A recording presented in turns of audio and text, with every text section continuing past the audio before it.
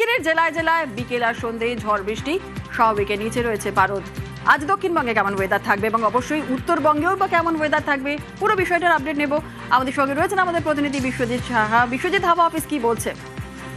জোনালা, প্রথমেই দক্ষিণবঙ্গের কথায় আসি, কারণ দক্ষিণবঙ্গে গতকাল যেভাবে কালবৈশাখী ঝড় এবং বৃষ্টি হয়েছে, কার্যত দুর্যোগের চেহারা নিয়েছে। কলকাতায় 88 কিলোমিটার গতিবেগে তীব্র ঝড়ের সঙ্গে প্রবল বৃষ্টি হয়েছে, আর এর ফলে তাপমাত্রা কমে গেছে। কলকাতায় স্বাভাবিকের তুলনায় আজ সকালে যে সর্বনিম্ন তাপমাত্রা এসেছে সেটাও 4 ডিগ্রির বেশি নিচে রয়েছে।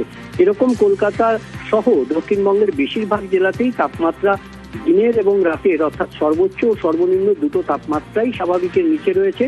অর্থাৎ একটা মনোরম পরিবেশ রয়েছে। গত কয়েকদিনের যে তীব্র দাবদাহ এবং গরম অস্বস্তি থেকে কিছুটা মুক্তি, তবে এই গরম এবং অস্বস্তি থেকে মুক্তি বা এই যে মনোরম আবহাওয়া বেশি দিন থাকবে না। আগামীকাল থেকে তাপমাত্রা আবার বাড়বে এবং জুনের প্রথম সপ্তাহে আবারও পশ্চিমের জেলাগুলিতে দাবদাহের সম্ভাবনা। সেভাবে তীব্রভাবে তাপপ্রবাহ না হলেও গরম বাড়বে এবং তার সঙ্গে তাপমাত্রা বাড়বে, বাতাসে জলীয় বাষ্প। আর বিশ্বজিৎ, উত্তরবঙ্গে কেমন ওয়েদার থাকবে?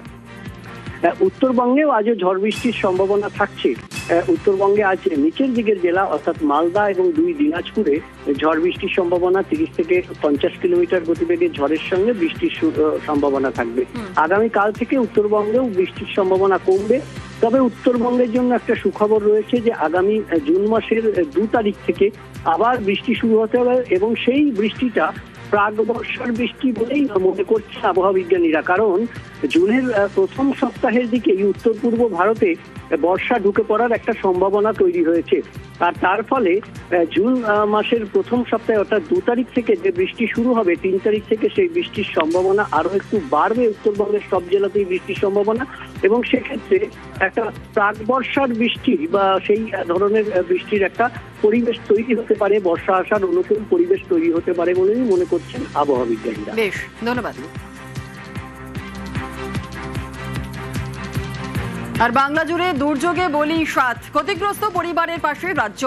4 লক্ষ আর্থিক সাহায্যের ঘোষণা, আহতদের চিকিৎসার ব্যবস্থা জানিয়েছেন মুখ্যমন্ত্রী শুভেন্দু অধিকারী।